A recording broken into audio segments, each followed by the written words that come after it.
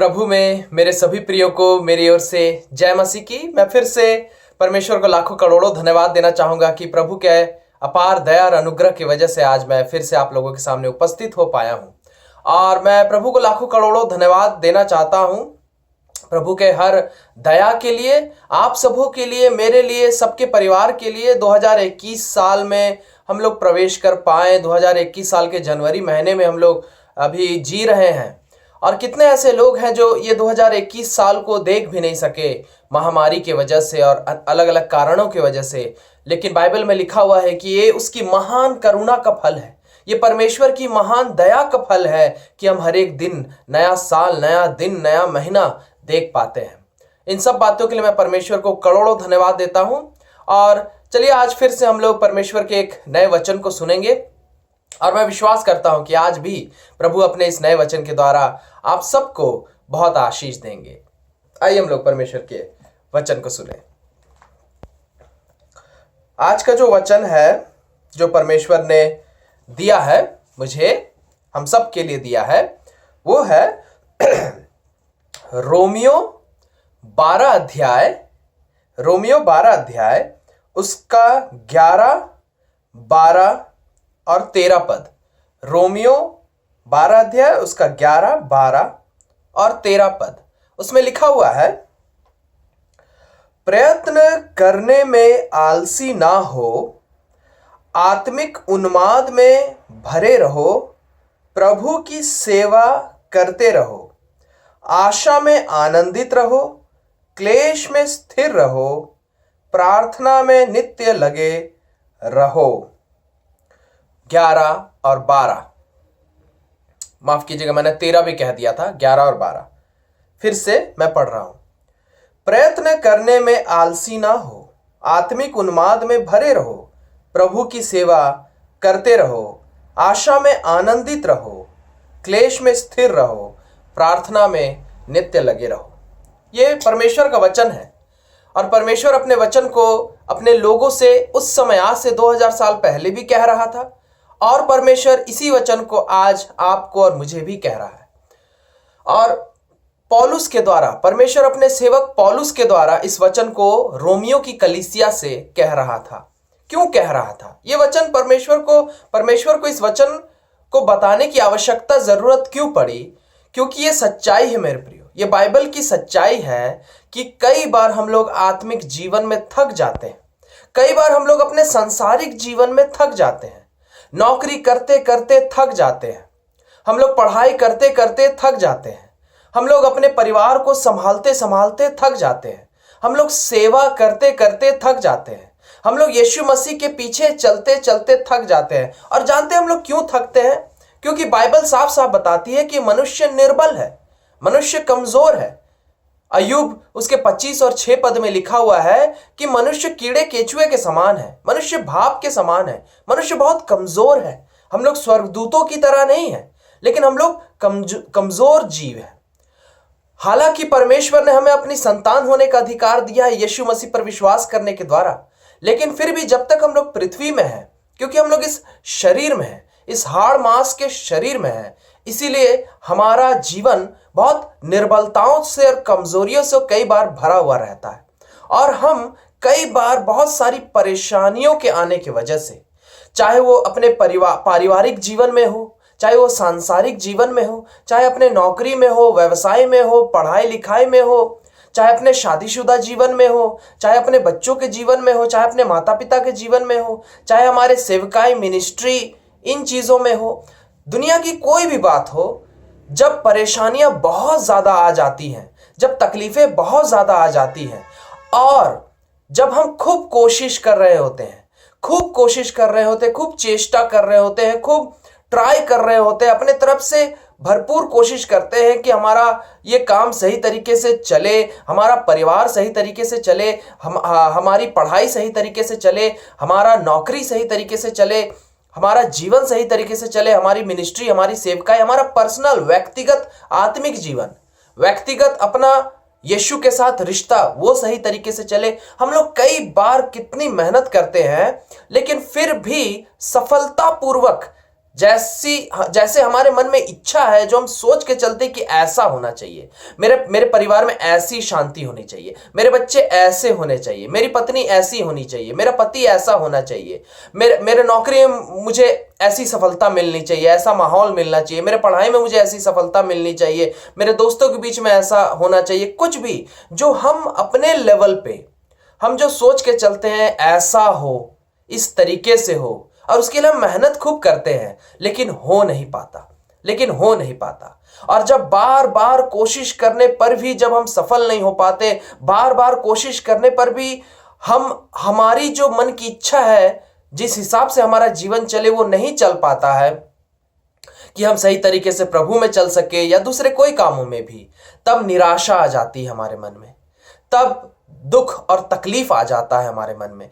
थक जाते हैं हम, निराश हो जाते हैं हम, मन करता है कि कोशिश करना छोड़ दे, मन करता है कि हम मेहनत करना छोड़ दे, मन करता है कि बाइबल पढ़ना छोड़ दे, प्रार्थना करना छोड़ दे, चर्च जाना छोड़ दे, यीशु को याद करना छोड़ दे, मन करता है सेवा करना छोड़ दे, मन करता है नौकरी करना छोड़ दे, मन करता है बिजनेस करना छोड़ दे, मन करता है ये परिवार को देखना छोड़ दे, मन करता है छोड़ दे सब।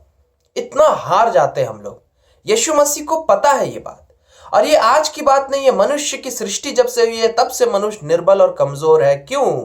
क्योंकि बाइबल में लिखा हुआ है कि आदम के ऊपर अभिशाप आया था कि तू अपने माथे के पसीने को पांव तक भी बहाएगा तो भी तेरा पेट भर नहीं पाएगा, और ये भूमि श्रापित है, इस भूमि से तेरा पेट भरेगा नहीं।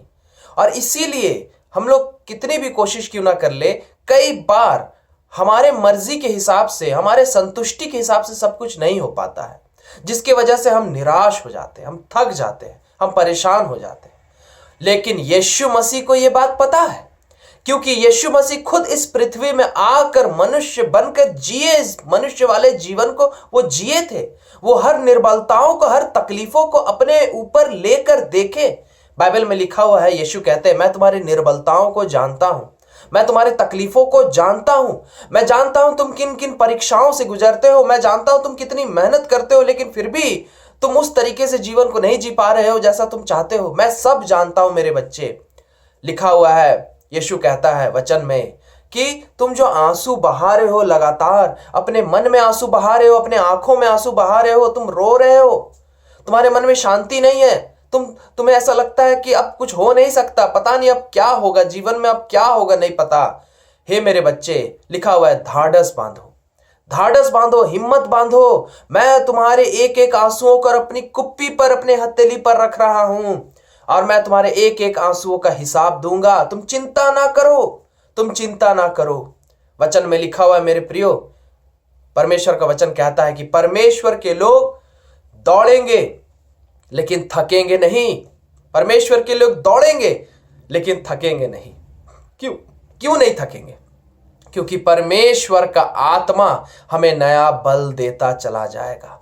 यीशु मसीह ने अपने वचन में कहा था कि मैं तो जा रहा हूं, मैं स्वर्ग जा रहा हूं, लेकिन मैं तुम्हें अनाथ छोड़कर नहीं जा रहा, मैं तुम्हें कभी अनाथ नहीं छोड़ूंगा, मैं अपनी आत्मा तुम्हें दिए जा रहा हूं, सत्य की आत्मा, जो तुम्हें सही बुद्धि देगा, जो तुम्हें सही रास्ता दिखाएगा, जो तुम्हें तुम्हारे निर्बलताओं में ताकत देगा, शक्ति देगा, और तुम्हें टूटने नहीं देगा, तुम्हें थकने नहीं देगा, तुम्हें झुकने नहीं देगा। यीशु मसीह अपने उस पवित्र आत्मा को इस पृथ्वी में हमारे लिए छोड़कर गए हैं, और जो कोई भी यीशु मसीह पर विश्वास करता है उसके अंदर परमेश्वर का आत्मा वास करता है।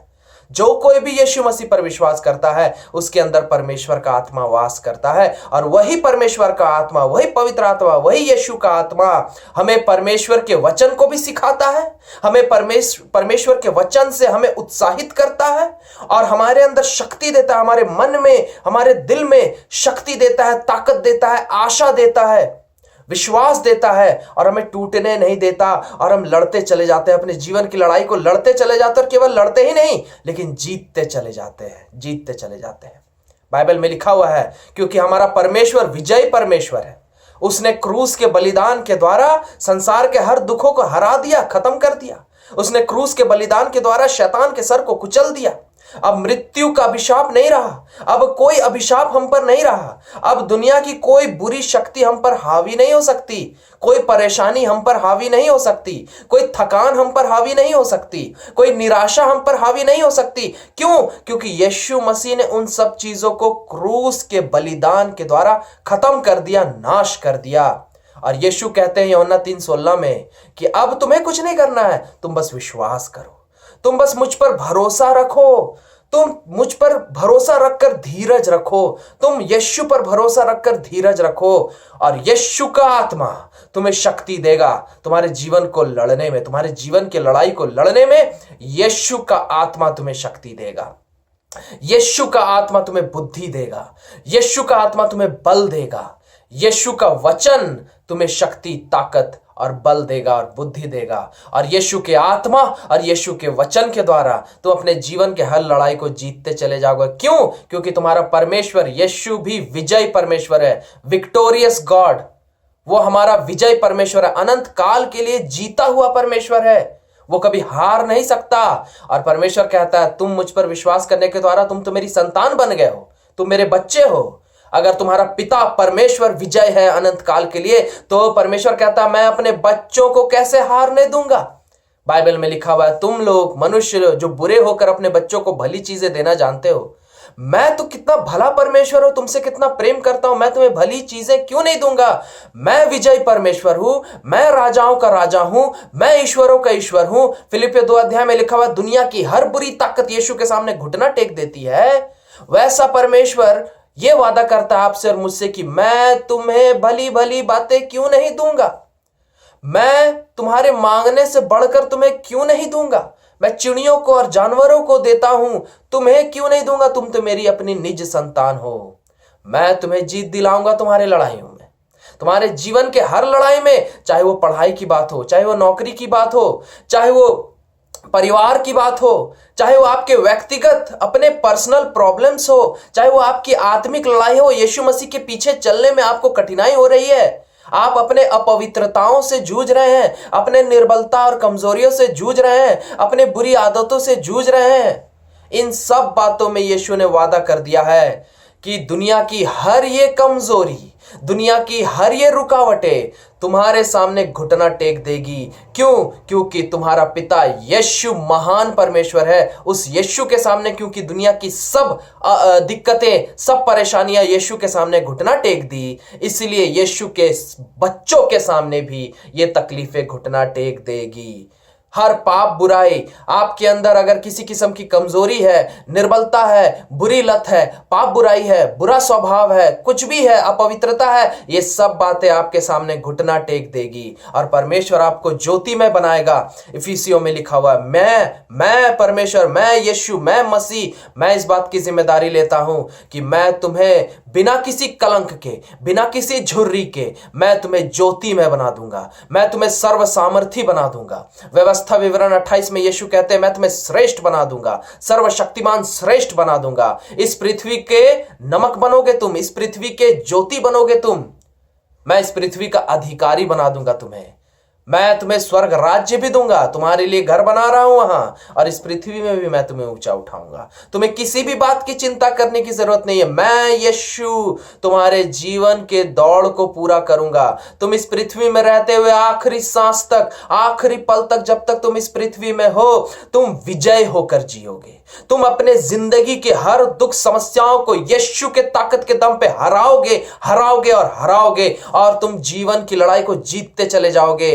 तुम जीवन के किसी भी क्षेत्र में हो, तुम जीवन के किसी भी क्षेत्र में हो, तुमको परिवार चलाना है, तुम्हें अपने पत्नी को देखना है, तुम्हें अपने पति को देखना है, तुम्हें अपने बच्चों को देखना है, तुम्हें अपने माता पिताओं को देखना है, तुम्हें अपने भाई बहनों को देखना है, तुम्हें अपने दोस्तों को देखना है, तुम्हें अपने नौकरी को देखना है, तुम्हें अपने व्यवसाय को देखना है, तुम्हें अपने जिंदगी की दूसरी बातों को देखना है, अपने आत्मिक जीवन को देखना है, यीशु के पीछे चलने के रास्ते को देखना है। कुछ भी, सेवकाई, मिनिस्ट्री, कुछ भी, यीशु मसीह कह रहे हैं मैं आखिरी पल तक तुम्हें तुम्हारे जीवन के दौड़ को पूरा कराऊंगा। और यीशु मसीह केवल हमारे जीवन के दौड़ को पूरा ही नहीं कराएंगे, हमें जीत दिलाएंगे, हमें जीत दिलाएंगे, आखिर तक जीत दिलाएंगे। जानते हैं क्यों? क्योंकि वचन में यीशु ने वादा किया है मत्ती के आखिर में पढ़िएगा तो यीशु कहता है मैं जगत के अंत तक तुम्हारे साथ रहूंगा, जगत के अंत तक तुम्हारे साथ रहूंगा, तुम्हें नहीं छोड़ूंगा, तुम्हें नहीं धोखा दूंगा, मैं तुम्हारे सामने ढाल बनकर रहूंगा। व्यवस्था विवरण में लिखा हुआ है कि मैं तुम्हारे दाहिने हाथ को पकड़कर तुम्हें मजबूती से पकड़े रहूंगा, तुम्हें मजबूत बनाए रखूंगा। तुम यीशु के ताकत के दम पर चलते चलोगे और जीतते चले जाओगे, जीतते चले जाओगे। तुम्हें कुछ करने की जरूरत नहीं है। हम लोग अपने ताकत के दम पे नहीं सकेंगे मेरे प्रियो। आप लोग कोशिश करके देख लिए हैं जीवन भर, मैंने कोशिश करके देख लिया जीवन भर, सबने कोशिश करके देख लिया जीवन भर, लेकिन हम अपने जीवन के हर बातों में सब कुछ नहीं कर पाते हैं, सब कुछ सफलतापूर्वक नहीं कर पाते हैं। अपने जीवन के हर समस्याओं पर जीत हासिल हम अपने दम पे नहीं कर पाते हैं, अपने बुद्धि के दम पे, अपने पैसे के दम पे, अपने कोई भी चीज के दम पे हम नहीं कर पाते हैं। लेकिन यीशु कहता है मैं जीत दिलाऊंगा तुम्हें, तुम्हारे जीवन के हर दुखों में, तुम्हारे जीवन के हर समस्याओं में मैं जीत दिलाऊंगा, मैं जीत दिलाऊंगा, मैं जीत दिलाऊंगा। क्यों? क्योंकि हमारा यीशु विजय परमेश्वर है, वो हमारा विजय परमेश्वर है। और इसीलिए आज परमेश्वर कह रहा है अपने वचन में कि तुम लोग आशा ना हारो, आशा मत छोड़ना, आशा मत छोड़ना। क्या है वो आशा? कि निश्चय तुम जीतोगे, मसीह में होकर तुम इस जीवन की लड़ाई को जीतोगे, तुम शैतान को हराओगे। शैतान जो तुम पर हमला करता है अलग अलग समस्याओं को लाकर, शैतान जो तुम पर हमला करता है पाप में गिराकर, शैतान जो तुम पर हमला करता है तुम्हें निर्बल और कमजोर बनाकर, शैतान जो तुम पर हमला करता है तुम्हारे परिवार पर, तुम्हारे बच्चों पर, तुम्हारे नौकरी में, तुम्हारे पढ़ाई में, तुम्हारे व्यवसाय में, तुम्हारे आत्मिक जीवन में, तुम्हारे सेवकाई में, उस शैतान को तुम जरूर हराओगे।